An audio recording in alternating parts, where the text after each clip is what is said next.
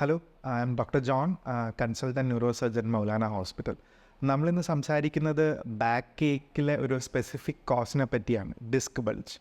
അപ്പോൾ ബാക്ക് ഏക്കിൽ 90% കോസസും ഇസ് ബിക്കോസ് ഓഫ് സ്പ്രെയിൻ അഥവാ ഉളുക്ക്. ഈ ബാക്കിയുള്ള 10% ഒരു പ്രധാനപ്പെട്ട കാരണമാണ് ഡിസ്ക് ബൾജ്. ഇനി എന്താണ് ഈ ഡിസ്ക് ബൾജ്? ഡിസ്ക് ബൾജ് എന്ന് പറയുമ്പോൾ നമ്മുടെ നട്ടെല്ലിൽ കശേരുക്കളുണ്ട്, വെർട്ടിബ്രൽ ബോഡി, അതായത് ബോൺ. അതിൻ്റെ ഇടയിലായിട്ട് ഈ ഒരു ഷോക്ക് അബ്സോർവർ പോലൊരു പാർട്ടുണ്ടാവും. ഇതിനെയാണ് നമ്മൾ ഡിസ്ക് എന്ന് പറയുന്നത്. അപ്പോൾ ഇനി ഡിസ്കിന് ചുറ്റും ഒരു ആവരണമുണ്ട്, അനുലസ് ഫൈബ്രോസിസ്, അതായത് അതൊരു കട്ടിയുള്ള ഭാഗമാണ്. ഇതിൻ്റെ ഉള്ളിലാണ് ഒരു ജെല്ലി പോലുള്ളൊരു മെറ്റീരിയൽ ഉള്ളത്. അപ്പോൾ തേയ്മാനം വരികയോ നമുക്ക് എന്തെങ്കിലും വീഴ്ച സംഭവിക്കുകയോ അങ്ങനെ എന്തെങ്കിലും മൾട്ടിപ്പിൾ കോസസാണ്, എന്തെങ്കിലും കാരണം കൊണ്ട് ഈ പുറത്തുള്ള ആവരണത്തിൽ ചെറിയൊരു പൊട്ടലോ വിള്ളലോ വരുമ്പോൾ ഈ ജെല്ലി പോലുള്ള അകത്തുള്ള ആ സബ്സ്റ്റൻസ് പുറത്തോട്ട് തള്ളി വരും. ഇതിനെയാണ് നമ്മൾ ഡിസ്ക് ബൾജ് എന്ന് പറയുന്നത്. അപ്പോൾ ഇത് തള്ളി വരുമ്പോൾ എന്താ സംഭവിക്കുക എന്ന് പറഞ്ഞാൽ, നിങ്ങളിപ്പോൾ ഇത് ഈ മോഡൽ ശ്രദ്ധിച്ച് കഴിഞ്ഞാൽ, ഇതിപ്പോൾ ഞാനിത് പ്രസ് ചെയ്യുമ്പോൾ ഈ പൊട്ടി വരുന്ന ഡിസ്കിൻ്റെ ഭാഗം ചെന്ന് ഈ യെല്ലോ കളറിലെ ഇത് ഞരമ്പാണ്, അതിൽ ചെന്ന് തട്ടും. അപ്പോഴാണ് നമുക്ക് ഈ വേദന ഉണ്ടാകുന്നത്. ഇനി ഈ വേദന രണ്ട് തരത്തിലാകാം. ഒന്ന്, ഈ ജെല്ലി പോലുള്ള സാധനം പുറത്തോട്ട് തള്ളി വരുമ്പം തന്നെ അതിന് ചുറ്റും ഒരു നീരൊക്കെ ഡെവലപ്പ് ചെയ്യും. ആ ഒരു വേദനയെ നമ്മൾ പറയുന്ന പെയിനാണ് ഡിസ്കോജനിക് പെയിൻ. ഇനി ഈ പുറത്തോട്ട് തള്ളി വരുന്ന ഡിസ്ക് ഞരമ്പിൽ തട്ടുകയാണെങ്കിൽ അത് വേറൊരു രീതിയിലുള്ള വേദന ഉണ്ടാക്കും. അതിനെ നമ്മൾ പറയുന്ന റാഡിക്കുലോപ്പതി എന്നാണ്. അപ്പോൾ ഡിസ്കോജനിക് പെയിൻ ആണെങ്കിൽ നമുക്ക് ബാക്ക് സൈഡിൽ പൃഷ്ഠത്തിൻ്റെ ഭാഗത്തൊക്കെ ആയിട്ട് ഒരു വേദനയാണ് ഉണ്ടാകുക, ഇരിക്കുന്ന ഭാഗത്തൊരു വേദന. അത് പർട്ടിക്കുലറായിട്ട് ഒരു പ്രത്യേക പോയിൻറ്റിലോട്ട് നമുക്ക് പോയിൻ്റ് ഔട്ട് ചെയ്യാൻ പറ്റില്ല, ഒരു ഡിഫ്യൂസ് ആയിട്ടൊരു വേദന ഉണ്ടാവും. ഇനി റാഡിക്കുലോപ്പതി ഞാൻ നേരത്തെ പറഞ്ഞ പോലെ ഞരമ്പിൽ തട്ടുന്ന വേദനയാണെങ്കിൽ അത് യൂഷ്വലി നടു മുതൽ കാല് വരെ നമുക്കൊരു തരിപ്പായിട്ടാണ് അനുഭവപ്പെടുക.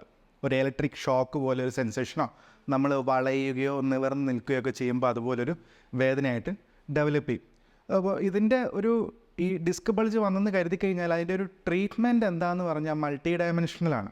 അപ്പോൾ അതിൻ്റെ ഒരു ഭാഗമാണ് റിലാക്സേഷൻ. ഇപ്പോൾ നമ്മളിപ്പോൾ യോഗ ചെയ്യണം എന്ന്, ഇപ്പം യോഗ ചെയ്യുക, അതുപോലുള്ള റിലാക്സിങ് ആയിട്ടുള്ള ആക്ടിവിറ്റീസ് ചെയ്യുമ്പോൾ നമ്മുടെ ശരീരത്തിൽ ബ്രെയിനിൽ ഹാപ്പി ഹോർമോൺസ് എന്ന് പറയുന്ന ഒരുപാട് കാര്യങ്ങളൊക്കെ ഉണ്ട്.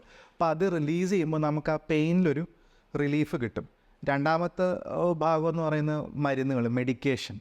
ഏറ്റവും ലാസ്റ്റാണ് സർജിക്കൽ ഇൻ്റർവെൻഷൻ നമ്മൾ പറയുക. അതായത് ഈ റിലാക്സേഷൻ ടെക്നിക്സും ഇനിയുള്ള ഈ മരുന്നുകളും നമ്മൾ കൊടുത്തിട്ട് അത് ഫലവത്താകുന്നില്ലെങ്കിലാണ് നമ്മൾ സർജറിയിലോട്ട് പോവുക.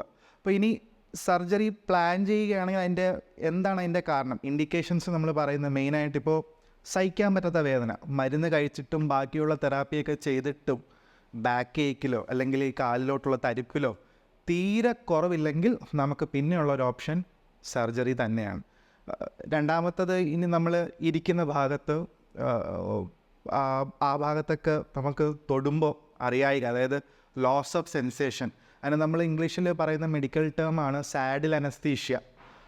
നമ്മളിരിക്കുന്ന ഭാഗത്ത് ബാക്ക് സൈഡിൽ പൃഷ്ഠത്തിൻ്റെ ഭാഗത്തൊക്കെ ആയിട്ട് തീരെ അറിയാൻ പറ്റാത്ത എന്തെങ്കിലും രീതിയിൽ ലോസ് ഓഫ് സെൻസേഷൻ ഉണ്ടാവുകയാണെങ്കിൽ അതും ഒരു ഇൻഡിക്കേഷനാണ്. എമർജൻസി ആയിട്ട് നമ്മൾ സർജറി ചെയ്യണം.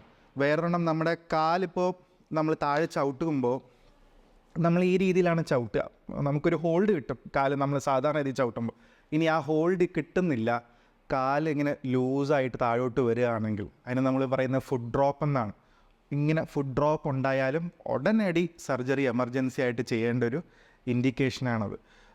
പിന്നെ നമ്മുടെ കാലിലോട്ടുള്ള തരിപ്പ് ക്രമേണ കൂടുകയാണ്, മരുന്നൊന്നും കഴിച്ചിട്ട് കുറയുന്നില്ല എന്ന് പറഞ്ഞാലും സർജറി തന്നെയാണ് അതിൻ്റെ ഇൻഡിക്കേഷൻ. ഇനി സർജറി നമുക്ക് രണ്ട് രീതിയിൽ ചെയ്യാം.